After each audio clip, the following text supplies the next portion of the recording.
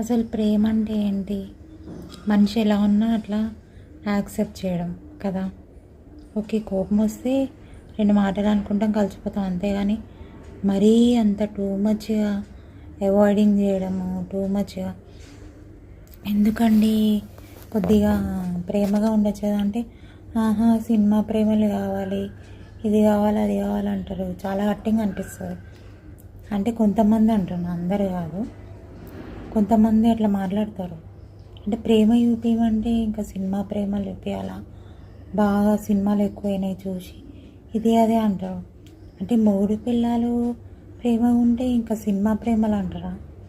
అదేంటో నాకు అర్థం కాదు ఈ లాజిక్. కానీ ఏదైనా ఫ్రీగా మాట్లాడదాము అంటే ప్రతి మాటలోనూ తప్పు తీస్తావు, ప్రతిదీ పాయింట్అవుట్ చేస్తావు అని అంటారు. వినే ఓపిక ఉండదు, ఏమీ ఉండదు. ఏంటో అనిపిస్తుంది ఒకసారి.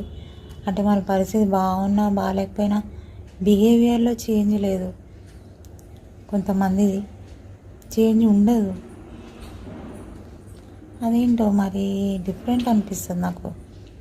అంటే ఎదుటి మనిషికి ఇన్ని ఇయర్స్ 17-18 ఇయర్స్ అయ్యాక కూడా ఒక మనిషి మీద ప్రేమ ఉండదా?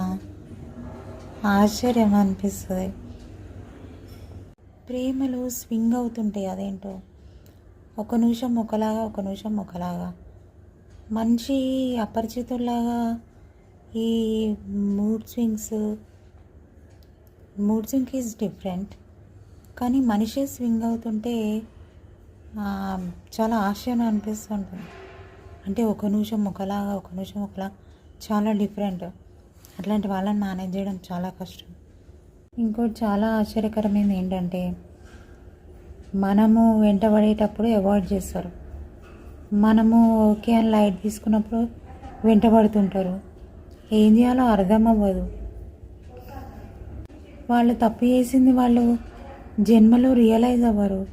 అలాంటి వాళ్ళని మనం ఏం చేస్తాం? అవాయిడ్ చేయడం తప్పించి ఏం చేయలేం లైఫ్ లాంగ్. ఎట్లున్నదో అట్లా జీవించడమే బెస్ట్ అనిపిస్తుంది.